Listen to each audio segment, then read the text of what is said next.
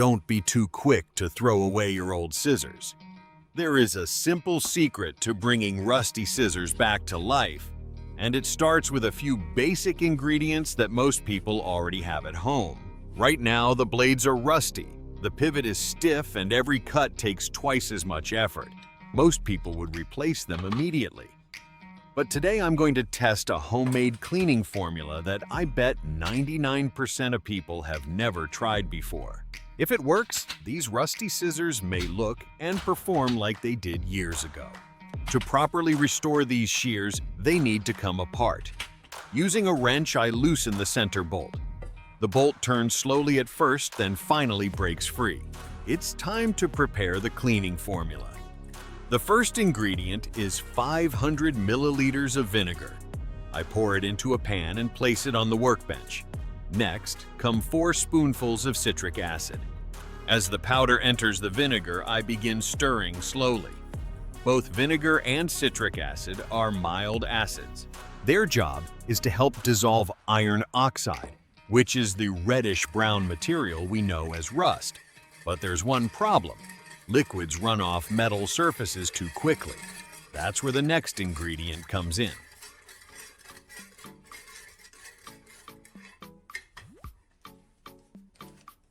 Cornstarch. I add a generous amount to the mixture. Then I turn on low heat and continue stirring. At first, the mixture looks thin, but gradually it becomes thicker. The liquid transforms into a smooth, gel-like paste. This change is important.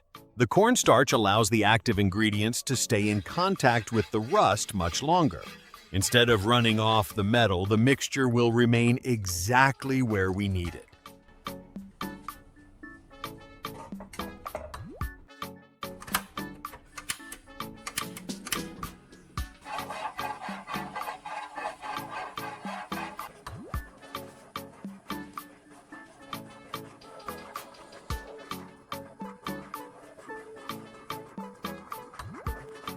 As the heat continues, the paste becomes more uniform.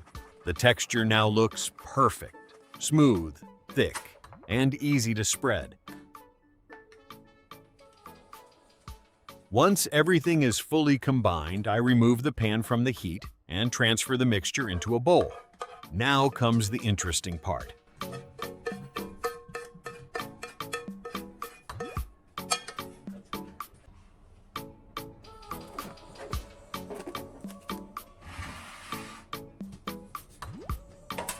I place a sheet of plastic wrap across a stainless steel tray.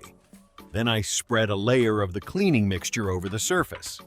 The paste forms a soft bed for the metal parts. One by one, the pieces of the shears are placed on top. Then I cover them with another layer of the mixture. Every exposed area is completely surrounded.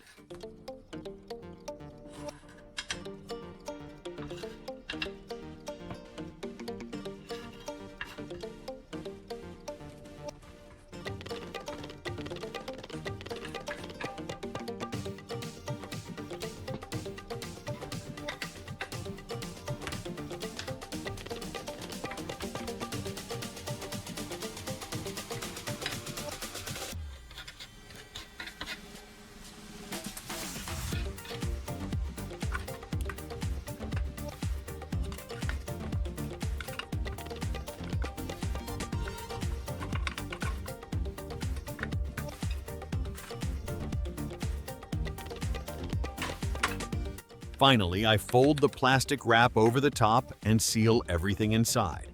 At this point, the waiting begins. While we're waiting, I'm curious.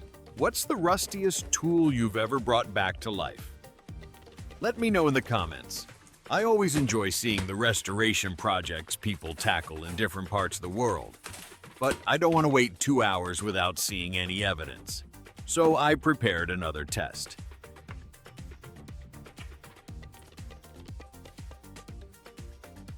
Here I have a heavily rusted steel plate. If the mixture works here, we'll have a better idea of what to expect from the shears. Just like before, I spread a layer of paste underneath. The steel plate goes on top. Then another layer covers the upper surface. Everything is wrapped tightly inside plastic film. Now, both tests are running side by side.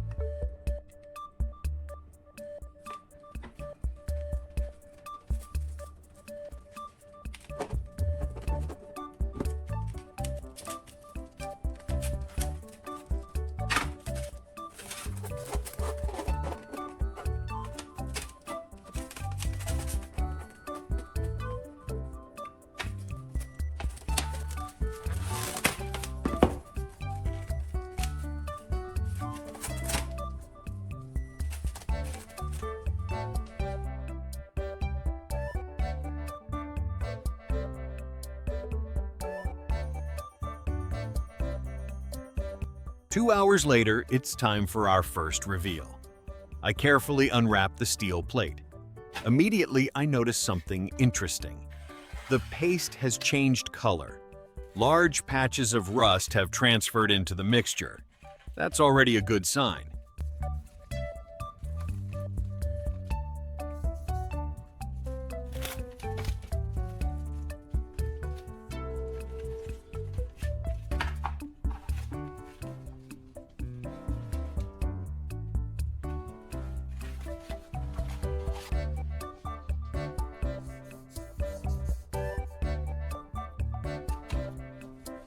Using a sponge, I begin wiping the surface.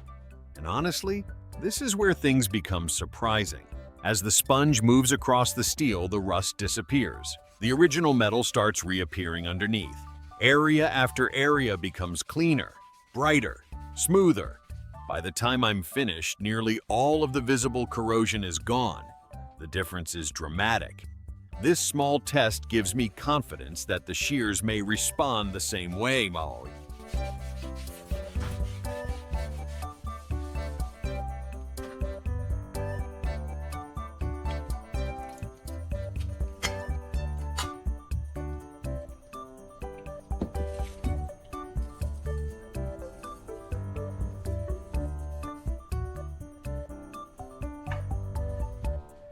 Now it's time to find out. I return to the wrapped components and begin removing the plastic film.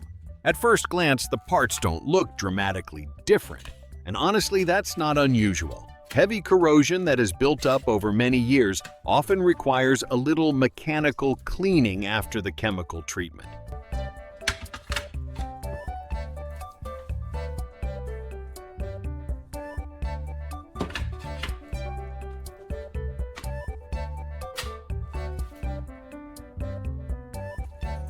This is where the sponge comes back into the process. I start with one blade. The sponge moves slowly across the surface. Almost immediately, reddish residue begins lifting away. A clean metallic surface appears underneath. The transformation becomes more obvious with every pass.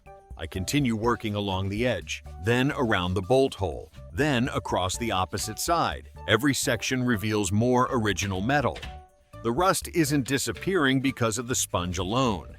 The cleaning formula has already softened and weakened the corrosion. The sponge is simply removing what has already been loosened. Piece after piece, the shears begin looking younger. The handles regain their original appearance. The blades become cleaner. Even the hidden surfaces inside the pivot area improve dramatically. By the time all the components are cleaned, it's hard to believe they're the same parts we started with.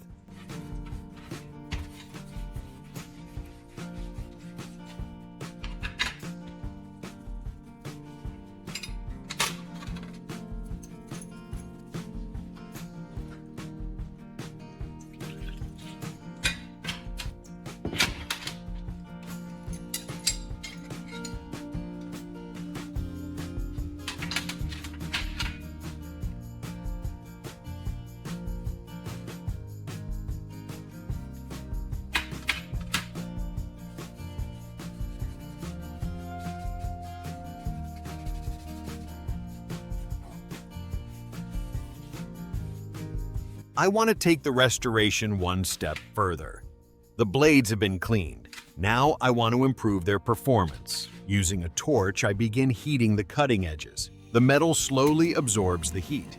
The color changes slightly as the temperature rises. This process helps restore some hardness to the edge. Once the blade becomes hot enough, I spray WD-40 onto the surface. Immediately, smoke rises into the air. The reaction is dramatic. The WD-40 helps displace moisture and leaves a protective film on the metal. It also helps reduce the chance of flash rust forming immediately after cleaning.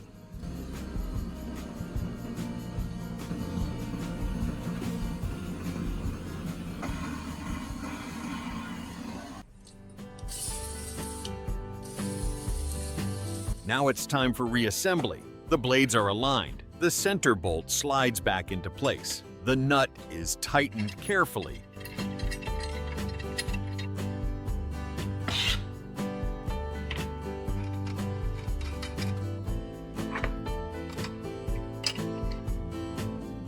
Then I test the handles. What a difference. The movement feels smooth again.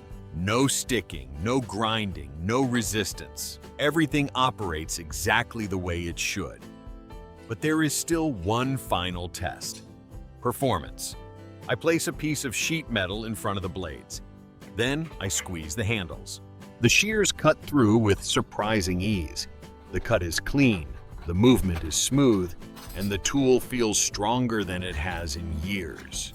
If you enjoyed this restoration project, leave a comment and tell me what tool you would like to restore next. Don't forget to like the video and subscribe to the channel for more DIY projects, repairs, and restoration ideas. Thanks for watching, and I'll see you in the next one.